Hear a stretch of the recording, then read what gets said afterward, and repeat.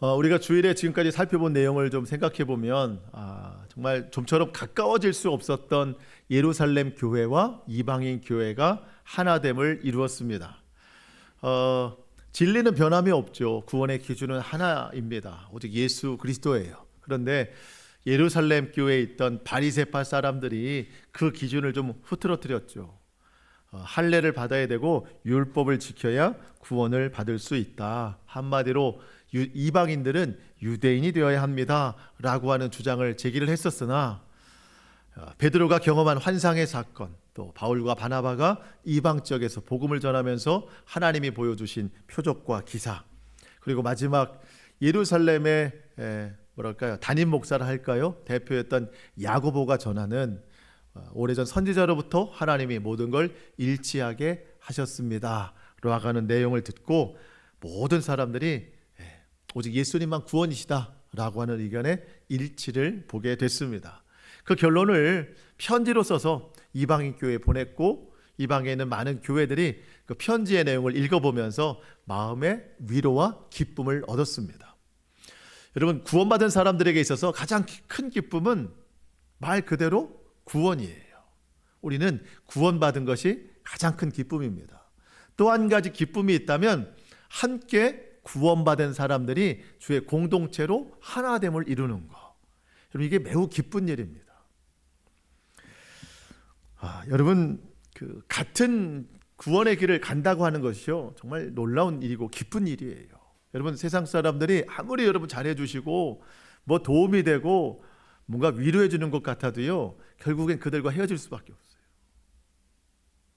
구원의 같은 길을 가는 사람들이 함께 기도해주고 함께 위로해주고 함께 응원해주고 힘을 주는 거예요. 그렇게 한 몸 공동체를 이루게 하신 것, 여러분, 이게 매우 기쁜 일이라는 겁니다. 예수 그리스도의 피로 우리는 한 몸 공동체가 된 거예요. 둘이 하나가 된 거예요. 주님이 하나 되게 만드신 것을 다툼과 분쟁으로 여러 갈래로 나누어지는 것은요, 이건 하나님의 뜻이 아닙니다. 예수님의 보혈은 우리의 모든 죄를 덮어주심으로 우리에게 의롭다 하심을 얻는 구원의 은혜를 주시기도 했지만, 그 보혈에 또 하나의 능력이 있다면 우리 서로 간에 막힌 담을 허물어뜨리는 그 능력도 행하셨다는 거예요. 그러니까 우리가 믿음 공동체로서 서로 담을 쌓고 사는 것은요, 예수님의 보혈의 공로를 무의미하게 만드는 거라는 거예요. 자, 성경 구절을 하나 소개를 좀 시켜드리는데요, 에베소서 2장 12절부터 보는데, 사도 바울이 에베소 지역에 있는 교회들에게 편지를 보냅니다. 여러분, 에베소 교회는 이방 지역 교회예요. 그때에 너희는, 그러니까 예수님 믿기 전에 여러분들은 그리스도 밖에 있었고 이스라엘 나라 밖의 사람이라. 약속의 언약들에 대하여는 외인이고, 여러분, 약속의 언약은 유대인에게 주신 거잖아요. 그러니까 이방인들에게는 외인이었습니다. 세상에서는 소망이 없고 하나님도 없던 자이더니 이제는 전에 멀리 있던 너희가 그리스도 예수 안에서 그리스도의 피로 가까워졌어요. 하나님과 가까워졌고 유대인들과도 가까워졌다는 이야기예요. 14절, 그는 우리의 화평이신지라 둘로 하나를 만드사. 유대인들과 이방인들은 둘이었어요. 그런데 십자가로 하나가 되게 하셨다는 겁니다. 원수된 것, 곧 중간에 막힌 담을 자기 육체로 허시고. 여러분, 예수님이 십자가에 달려 돌아가실 때 그 성소의 휘장이 찢어졌잖아요. 예, 그것은 두 가지 의미예요. 제사장들만 성소에 들어갈 수 있었는데 그 성소의 휘장이 찢어짐으로 모든 사람들이 다 하나님 앞에 나아갈 수 있게 된 첫 번째 의미가 있고요. 오늘 저 14절의 의미를 보면 그 성소의 휘장이 찢어진 것은요, 유대인과 이방인 사이에 있던 담이 무너진 거고, 또 오늘 성도와 성도 사이에 있던 담이 무너지게 됐다는 뜻입니다. 원수된 것을 하나로 화평하게 하셨다는 뜻입니다. 그래서 결론이 16절, 또 십자가로 이 둘을 한 몸으로 하나님과 화목하게 하려 하심이라. 원수된 것을 십자가로 소멸하시고. 자, 우리가 서로 한 몸 됐어요. 한 몸으로도 하나님과 화평을 이루게 하셨습니다. 여러분, 이방인, 유대인, 지난주 잠깐 설명을 드렸죠. 큰아들, 둘째 아들이라고 표현도 좀 했었는데 다 하나님의 자녀예요.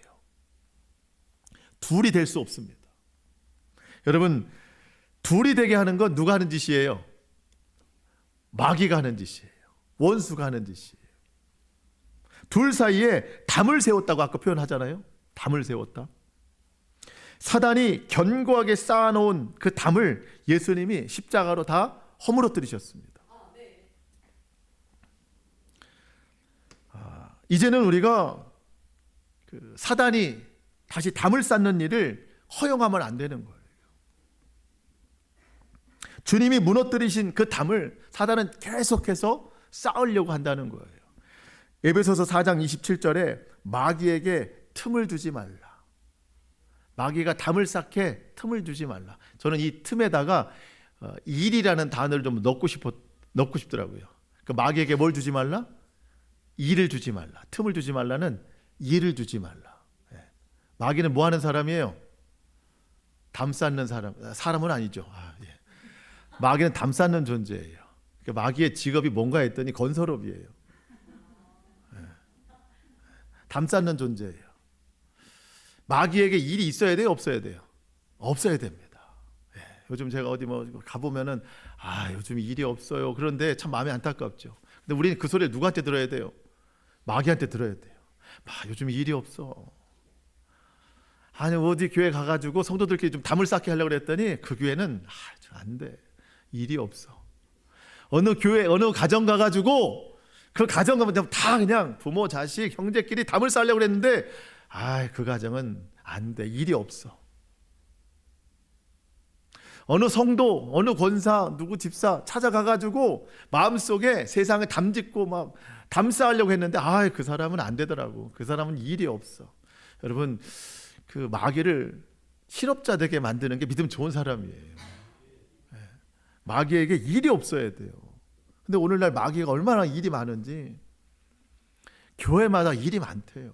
담을 쌓게 하고 가정마다 담을 쌓게 하고 성도들 마음마다 담을 쌓게 하고 우리 예수님이 그 담을 다 무너뜨리셨어요. 둘을 하나 되게 하셨습니다. 우리가 주님의 그 행하신 능력을 인하여서 더욱 화목에 힘쓰는 저와 여러분 될 수 있기를 축복합니다. 아까 성경에 뭐라고 말씀했냐면 이 둘을 하나 되게 하셔서 하나님과 화평하게 했다. 그러니까 교회는요 하나 될 때 하나님과 화평한 거예요. 어떤 사람은 그래요. 나는 스스로 하나님과 화평하면 됐어. 나는 다른 사람하고는 화평하지 않아도 돼. 그러니까 담 쌓고 살아도 돼. 나 혼자만 화평하면 돼. 틀린 말이라는 거예요. 나 혼자 화평한데 다른 사람이랑 있으면 그 모습으로는 화평하지 않다? 이건 거짓말이에요. 내가 하나님과 화평하면 함께 있어도 화평해야 되는 거예요. 담이 없어야 되는 거예요. 하나님은 둘을 하나로 만드셨기 때문입니다. 우리 공동체가 그래야 돼요. 하나 되는 공동체가 되어야 됩니다. 자, 이렇게 하나님께서 예루살렘 교회하고 이방인 교회를 둘로 하나를 만들게 하셨거든요. 그런데 오늘 본문에 보니까 그동안 하나였던 바울과 바나바가 둘이 됩니다. 그러면 이들은 십자가의 은혜를 경험하지 못한 사람들인가? 그렇지 않아요. 여러분, 바울과 바나바가 아무리 신실해도 그들도 연약한 사람인 거예요. 자, 오늘 제가 그 말씀을 드리려고 하거든요. 오늘 우리가 말씀을 통해서 두 가지예요. 둘을 하나로 만드신 하나님의 은혜를 기억하자. 또 한 가지, 하나를 둘로 만드시는, 그렇지만 그 연약함을 절대 포기하지 아니하시는 하나님의 신실하심을 또한 기억하자. 이거를 좀 설명드리려고 하는 거예요. 오늘 본문의 시작 15장 36절에 보니까 며칠 후에라고 시작이 되어 있습니다. 며칠 후에, 그러니까 예루살렘 교회에서 구원에 관한 한 가지 기준을 가지고 편지에 써서 네 사람 손에 들려서 이방 지역에 들려보냈고 그 편지가 다 전해졌습니다. 그리고 사도 바울과 바나바가 그 지역에 남아서 많은 하나님의 말씀과 교훈을 가르쳤어요. 그리고 며칠 후에 어떤 일이 벌어졌는가? 36절. 며칠 후에 바울이 바나바더러 이르되 우리가 주의 말씀을 전한 각 성으로 다시 가서 형제들이 어떠한가 방문하자 하고. 자, 바울이 바나바에게 한 가지 제안을 합니다. 우리가 그동안 쭉 선교했던 그 지역들을 다시 한번 가보자는 거예요. 근데 여러분, 바울과 바나바가 선교했던 지역에 두 가지 반응이었습니다. 복음이 전해지면 그 속에서 예수님 믿는 사람들이 많이 늘어났고, 그러면 또 당연히 뭐가 따라왔어요? 박해가 따라왔어요. 그러니까 그 지역을 다시 간다고 하는 것은요, 사실 두려운 일입니다. 심지어 바울은 돌에 맞아가지고 사람들이 죽은 줄 알아서 버렸잖아요. 거길 다시 가자는 이야기예요. 왜 갈까요? 여전히 박해와 핍박 중에 있는 성도들이 어떠한지 방문해서 그들을 좀 위로하고 권면하자는 이야기예요.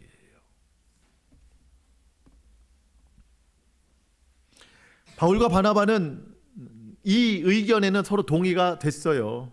그럼 갑시다. 갑시다. 여러분, 우리도 먼저 생각해보고자 하는 게 있습니다. 우리도 형제자매 공동체, 주의 공동체 안에서 형제자매들이 지금 어떻게 믿음 생활을 하고 있는지 어떤 모양으로든지 좀 방문해야 되거든요. 근데 집으로 방문하는 것도 좋지만 요즘은 다른 방법으로도 방문할 것들이 많이 있잖아요. 연락해보는 것도 있고요. 또 기도하는 것도 있고. 그런데 다른 성도를 방문하기 전에 먼저 방문할 곳이 있어요. 내 마음이에요.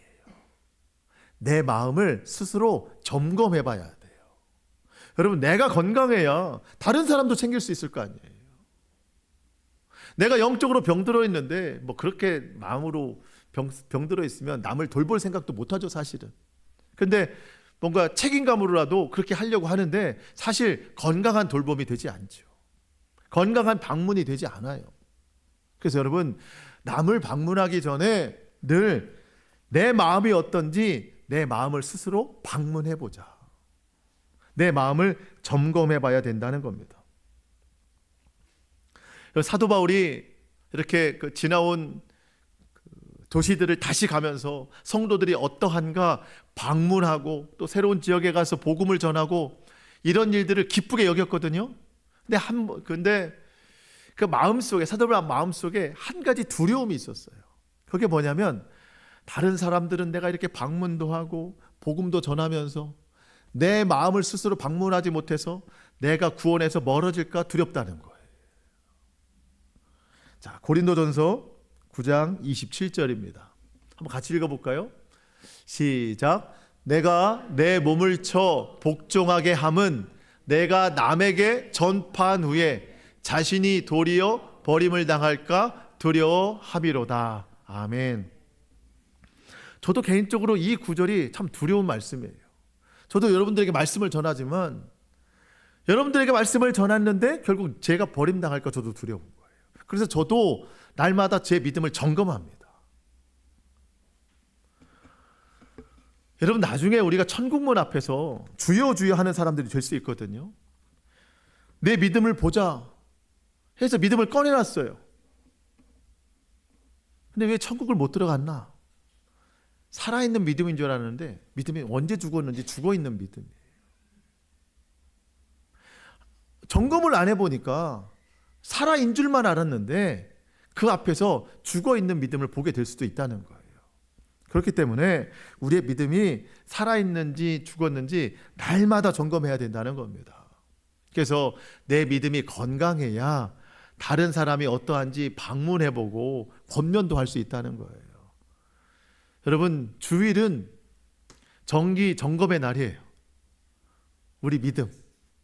주일날 교회 오셔서 내 믿음이 어땠는지, 일주일 어땠는지 잘 점검하시고 건강을 회복할 수 있는 시간이 될 수 있기를 축복합니다. 또 한 주간을 살아가면서 매일 아침이든지 잠자리에 들기 전이든지 스스로 마음을 방문해 보셔야 돼요. 여러분 그냥 방치하고 살면 안 돼요.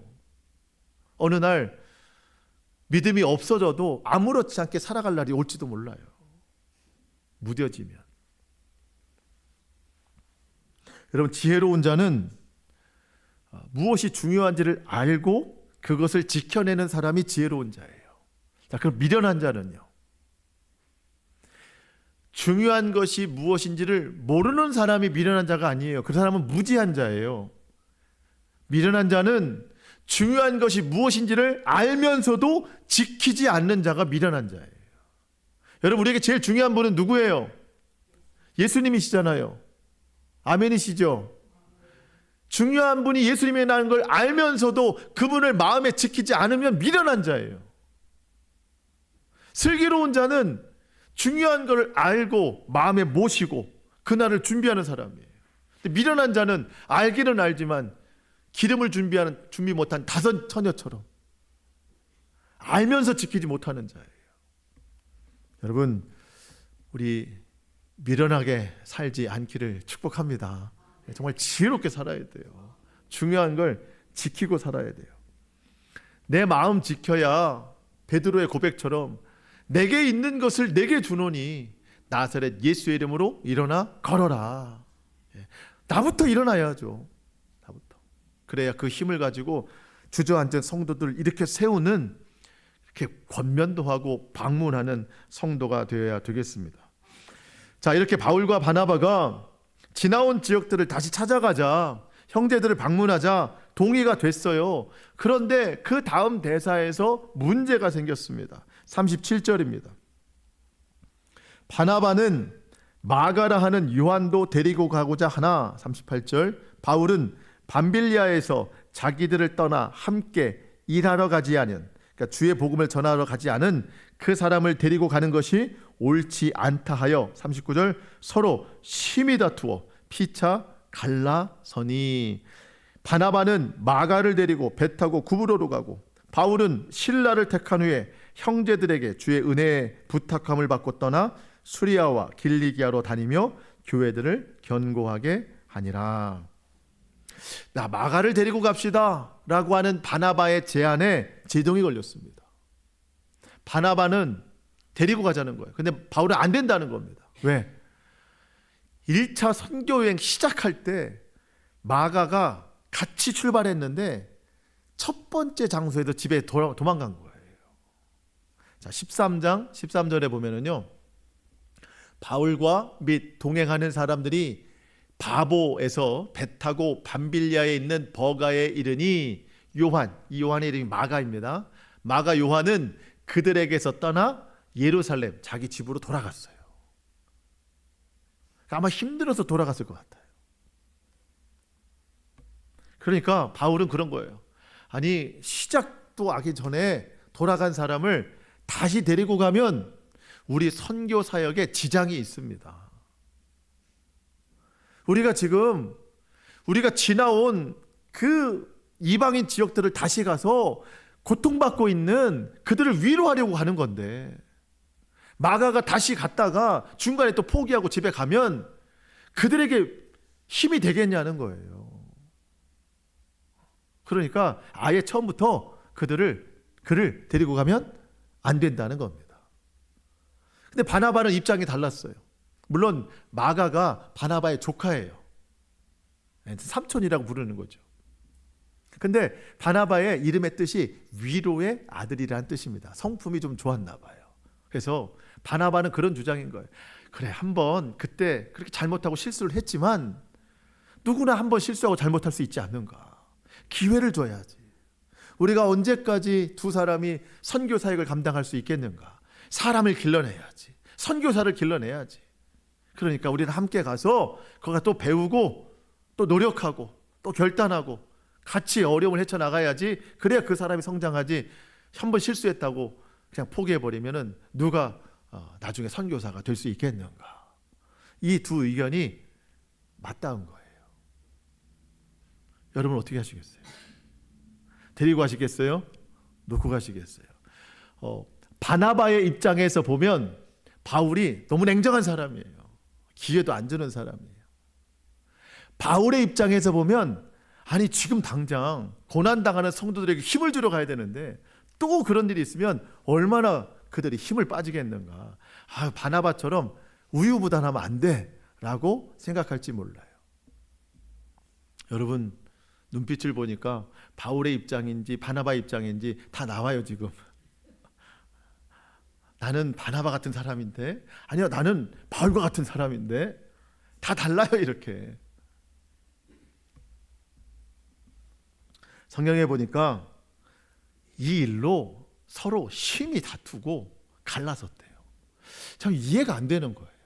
아니 그 위대한 예루살렘 교회하고요 이방인 교회가 하나가 되도록 힘쓴 것이 바울과 바나바인데, 아니 그 한 사람 데리고 가냐 마냐 이 일로 다투고 헤어진다는 게 이게 말이 되나요?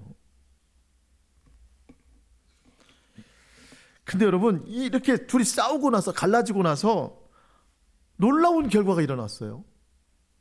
바나바는 자기 조카인 마가를 데리고 배 타고 구브로로 갔습니다. 바울은 그 함께 편지를 들고 온 실라라는 사람과 함께 수리아와 길리기아로 떠나서 거기에 있는 교회들을 견고하게 세웠어요.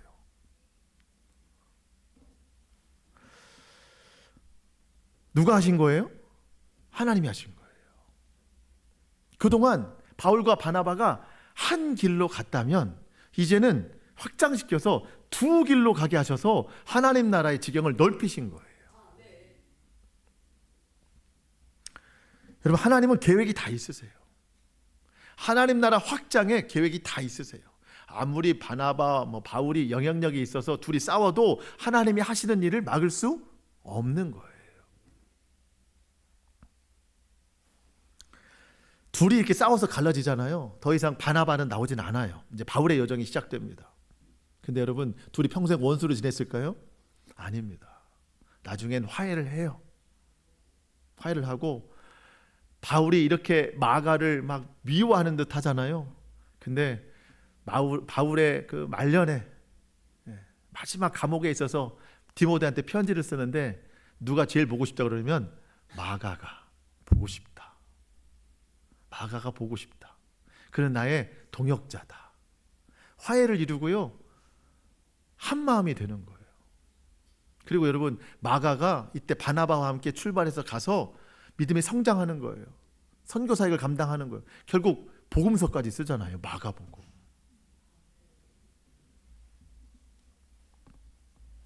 아마 바울과 바나바가 노년에 둘이 만약에 손잡고 만났을 때 아마 우리나라 찬송 중에 이 찬송을 알았으면 불렀을 거예요. 제목은 하나님 한 번도 나를 실망시킨 적 없으시고 2절 가사를 같이 부르지 않았을까 싶어요. 지나온 모든 세월들 돌아보아도 그 어느 것 하나 주의 손길 안 미친 것 전혀 없네. 그때 우리가 싸우고 각각 길로 갔는데 하나님은 그것마저도 선하게 사용하셔서 하나님의 손길이 다 복음의 확장에 쓰이게 하셨다. 그리고 하나님은 나의 연약함까지도 사용하신다는 거예요.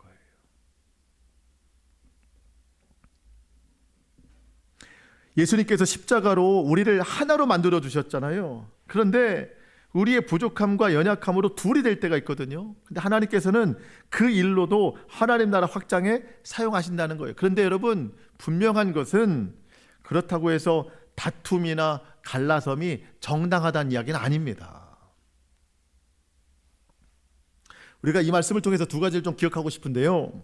첫 번째, 바울과 바나바의 주장은 개인적 욕심에서 나온 게 아니라 그 중심에 하나님 나라가 있었기 때문에 이런 일이 일어났다는 걸 기억해야 된다는 겁니다. 그 중심에 오직 예수님만 있었어요. 어떻게 하면 하나님 나라가 전파될까 그 관심이 있었어요. 여러분 바울은 지금 우리가 다시 그 도시들로 돌아가서 어려움 중에 있는 그 교회들을 견고하게 세워야 된다. 하나님 나라 확장에 마음을 가지고 있었던 거예요. 당장 그들을 위로해야 된다. 바나바는 당장도 중요하지만 앞으로 이 하나님 나라 확장에 있어서 누군가는 이 선교의 대를 이어가야 되니까 그것을 위해서 우리가 함께 데리고 가야 된다. 여러분, 두 사람의 목적이 다르지 않았어요. 하나였어요. 하나님 나라 확장. 여러분, 이게 매우 중요합니다. 자기 욕심으로 했는지 아니면 그 중심에 하나님이 있었는지. 여러분, 이 바울과 바나바는 갈라서서 그 다음에 갔어요? 안 갔어요? 갔어요? 안 갔어요? 선교를. 어허이. 갔어요? 안 갔어요? 갔어요. 자, 우리는 가요? 안 가요? 그렇게 얘기하면은 스토리 전개가 좀 달라져요. 안 가요. 안 갑니다, 여러분. 대부분 안 가요. 우리는 안 가요. 기분 나빠서 안 가요. 시험 들어서 안 가요. 아마 가고 싶은 마음은 있었을 거예요. 여러분, 교회에서도요, 의견이 대립될 때가 있어요. 물론 그럴 수 있습니다. 근데 여러분, 여기서 중요한 게 있어요. 내가 지금 주장하는 게 내 뜻인가, 하나님 뜻인가? 나의 지경을 넓히려고 하는가, 하나님 나라를 넓히려고 하는 것인가?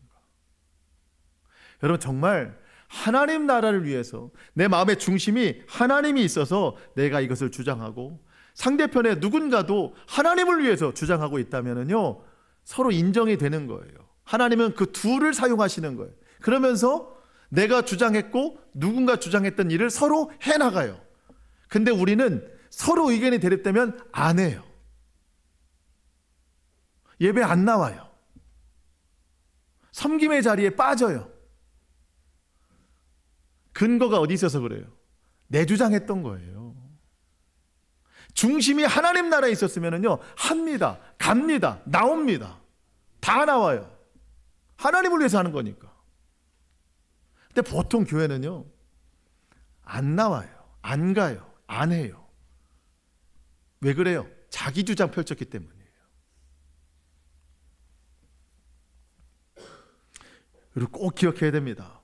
교회가 화목, 사랑으로 하나 되는 게 맞습니다. 주님이 둘로 하나를 만드셨기 때문입니다. 그런데 사역하다 보면 둘이 될 때가 있어요. 그러면 이 내 마음이 과연 출발이 하나님의 뜻인지 내 주장 펼치려고 하는가를 여러분 꼭 기억하셔야 됩니다. 하나님 뜻이라면 우리는 합니다. 그러면 교회가 성장이 되고 교회는 확대되고 넓어지는 거예요. 하나님은 그거를 사용하신다는 겁니다.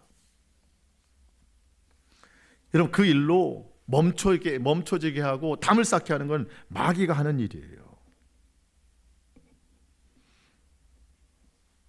그러면서 우리가 또 한 가지 중요한 것이 있어요. 입을 조심해야 된다는 거예요. 입을 조심해야 된다. 여러분, 서로가 하나였는데 둘이 되잖아요. 그러면은요, 비판의 마음이 들고 입은 비방하기 시작합니다. 이때부터는 갈라지는 거예요. 하나님의 뜻이 무엇인지를 생각하는 사람은 절대 비판하지 않아요. 비방하지 않아요. 하나님 뜻을 생각하는데. 근데 내 뜻이 이루어지지 않으니까 비판하고 비방하기 시작하는 거예요. 여러분, 우리 오늘 반드시 깨달아야 됩니다. 하나님의 뜻을 생각하는 사람은 비방하지 않습니다. 비판하지 않습니다. 둘이 되더라도 서로 존중한다는 거예요. 하나님은 하나를 둘로 사용하실 수도 있다는 거예요. 오늘 우리 그 젊은 부부 속회에서 식사를 준비하고 있거든요. 여러분, 이따 음식을 드시다가 똑같은 야채인데 크기가 달라요. 크기가 2개예요. 같은 건데 2개예요. 그럼 뭐라고 생각해야 돼요? 아, 하나님이 하나를 둘로 사용하셨구나. 2사람이 준비했구나. 근데 크기가 3개예요. 그럼 몇 사람이 준비한 거예요? 3사람이 준비한 거예요. 여러분, 문제 있어요, 없어요? 없습니다. 하나님이 셋으로 나누셨구나. 2개면은 둘로 나누셨구나. 그냥 그렇게 이해하시면 돼요. 그래서 아까 일부 예배 때도 이 설명을 좀 드렸어요. 여러분, 음식 준비하실 때 야채 크기, 간, 짜다, 달다, 여러분 이거 너무 너무 예민하게 하지 마세요. 거기서 시험 들어요. 그거 뭐 어때요? 크기가 다르면 둘로 사용하셨구나, 하나님이 셋으로 사용하셨구나 하시면 되지. 여러분, 우리 그런 거 알잖아요. 예. 아버지가 자기 전에 바지를 좀 줄여달라 했더니 아침에 일어나니까 반바지 됐잖아요. 예. 왜? 어머니도 줄여놓고 딸도 줄여놓고 둘째 딸도 줄여놨잖아요. 왜? 서로 피곤할까 봐 내가 해야지. 다 줄여다 보니까 아침에 일어나니까 아버지가 반바지가 된 거예요. 여러분, 교회에서 식사를 준비하는데 맛없게 준비하려는 사람이 있어요, 없어요? 없잖아요. 다 맛있게 하려고 하는 거예요. 그러다 보니까 맛이 이상해지는 거예요. 그게 얼마나 귀해요. 그 수고. 그러니까 여러분, 아니 꼭 여성교회만 말씀을 드리는 게 아니라 남성교회도 똑같아요. 하나님은 둘을 하나로 사용하시기도 하고 하나를 둘로 사용하시기도 한다는 거예요. 그러니까 이 일을 중심에 누가 있느냐, 하나님이 있느냐, 내 욕심이 있느냐를 꼭 기억하셔야 된다는 겁니다. 그래야 그 교회가 하나님 앞에 기쁨이 될 수 있어요. 우리 모두가 이 일에 마음을 들여서 순종해 나아갈 수 있기를 축복합니다. 바울과 실라가 이제 선교 여행을 떠납니다. 2차 여행을 떠나는 거예요. 가다가 한 사람을 만났어요. 여기서 디모데를 만납니다. 16장 1절. 바울이 더베와 루스드라에도 이름에 거기 디모데라는 제자가 있으니 그 어머니는 믿는 유대 여자요 아버지는 헬라인이라. 유대 여자와 헬라인 남자가 만나서 결혼을 했습니다. 뭐랄까요? 디모데는 반 유대인, 반 이방인이에요. 반반이에요. 반반. 그런데 아버지는 일단 예수님 안 믿는 사람이에요. 근데 디모데의 어머니는 예수님을 잘 믿어요. 그리고 그 외할머니도 잘 믿어요. 내가 어려서부터 성경을 배웠나니. 할머니와 어머니로부터 성경을 배운 거예요. 이 할머니와 어머니는 언제 예수님을 믿게 됐나? 바울이 1차 선교여행 루스드라에서 복음을 전할 때 그때 예수님을 만났어요. 그리고 그때부터 손자에게 또 아들에게 성경을 가르치기 시작했습니다. 그랬더니 이 디모데라는 아이가 얼마나 잘 자랐는지 2절에 보니까 형제들에게 뭘 받았대요? 칭찬받는 사람. 여러분, 예수 믿는 사람은요 칭찬받아야 됩니다. 왜냐하면 믿음으로 선한 행실을 하는 사람이 칭찬을 안 받을 수가 없어요. 근데 여러분, 이 칭찬이라고 하는 게요 남이 해줘야지 내가 하려고 하면 안 되는 거예요. 그러니까 내가 칭찬과 인정을 목적으로 하면 안 되고, 내가 중심에 주의 사랑을 가지고 행했을 때 남들이 칭찬할 수 있도록 살아가야 된다는 겁니다. 잠언 27장 2절. 타인이 너를 칭찬하게 하고 내 입으로는 하지 말며. 스스로는 자랑하지 말래요. 외인이 너를 칭찬하게 하고 내 입술로는 하지 말지니라. 남이 하게끔 해야지 내 입술로 자화자찬한다든가 내 입술로 칭찬을 요구한다든가 그러면 안 된다는 거예요. 예수 믿는 사람들은요 그 행실로 칭찬을 받게 되어 있습니다. 오늘 마지막으로 생각해 볼 것이 3절로 5절인데요. 바울이 디모데를 제자로 부르고 선교행을 같이 가자. 근데 디모데에게 한 가지를 권합니다. 뭔가 했더니 할례를 받으라는 거예요. 할례. 근데 디모데가 듣기에 일반적이지 않죠. 바울은 그동안 할례가 상관없다고 그랬거든요. 아마 디모데가 물어봤을 거예요. 바울 선생님, 할례를 받지 않아도 된다고 하지 않았습니까? 그래, 할례는 구원과는 아무 상관이 없어. 그런데 할례를 받아야 되는 한 가지 이유가 있어. 그게 뭐냐면, 디모데야, 우리가 앞으로 전도를 하러 갈 텐데 가는 곳마다 유대인들이 있을 거야. 우리는 유대인의 회당에 가서 먼저 하나님 말씀을 전파할 건데 그 유대인들이 항상 꼬투리 잡는 게 뭐예요? 할례를 받았냐 안 받았냐는 거예요. 그래서 우리가 그 사람들 예수 믿고 구원받게 해야 되는데 할례를 받았냐 안 받았냐로 시간을 낭비하지 말고 아예 처음부터 네가 할례를 받고 가면 그들과 그런 시간을 낭비하지 않을 수 있을 것 같다. 근데 이 디모데가 반 유대인이거든요.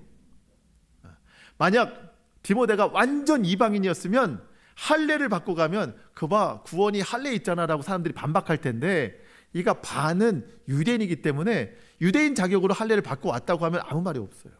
그렇기 때문에 가서 정말 중요한 그들의 구원을 위해서 시간을 써야지, 중요하지 않은 할례 때문에 시간을 다 낭비할 게 없다. 그러니 할례를 받고 가는 것이 어떠냐. 그래서 할례를 받고 같이 가서 복음을 전합니다. 오늘 마지막 결론인데요, 여러분, 정말 중요한 것을 위해서 우리가 중요치 않은 것들은 좀 내어줄 수 있어야 된다는 겁니다. 여러분, 우리에게 제일 중요한 분이 예수님이잖아요. 그 예수님을 전하는 것이 또한 우리에게 가장 중요한 일입니다. 근데 내가 예수님을 전하려고 했는데 그 전함을 받는 사람과 내가 어떠한 사사로운 문제로 이렇게 의견이 맞지 않는다. 그러면 맞춰주라는 거예요. 맞춰주라는 거예요. 왜? 그 사람 구원을 위해서. 바울은 나중에 고백하기를, 나는 유대인이 구원받기 위해서 난 유대인이 되었고, 난 이방인이 구원받기 위해서 난 이방인처럼 행동했다. 나는 율법을 지키는 사람들에게는 율법에 대해서 이야기를 해줬고, 또 율법이 없는 자들에게서는 율법이 없는 대로 난 그들을 대해줬다. 왜? 한 사람이라도 더 구원을 하기 위해서. 저와 여러분들도 누군가의 구원을 위해서 그다지 중요하지 않은 것들은 좀 양보하고, 그래서 그 사람과의 관계를 통해서 예수 그리스도를 통해서 전해서 많은 이들의 구원을 위해 살아가는 저와 여러분 될 수 있기를 축복합니다. 하나님이 우리에게 그것을 원하실 거예요. 자, 말씀을 마치겠습니다. 하나님께서 예수 그리스도 안에서 우리를 하나 되게 하셨습니다. 믿음 공동체라는 한 몸을 이루게 하셨어요. 서로 사랑하고 또 존중하고 섬기면서 무엇보다 서로 기도에 힘써야 되겠습니다. 때로는 하나 된 우리가 둘이 될 때도 있대요. 둘이 될 때는요, 꼭 생각하세요. 내 뜻인가 하나님 뜻인가. 정말 하나님 뜻이 맞다면 서로 위로하고 격려하는 거예요. 그래서 하나님이 한 길을 두 길로 내셔서 확장해서 쓰신다는 것을 알고 우리가 서로 그렇게 하나님의 뜻을 이해하고 서로의 사역을 격려하면서 나아가야 되겠습니다. 그래서 주님께서 쓰시는 우리 개인 또 가정, 교회 하나님 앞에 충분히 올려드릴 수 있는 우리 모두가 되기를 주님의 이름으로 축복합니다. 아멘. 우리 기도하겠습니다.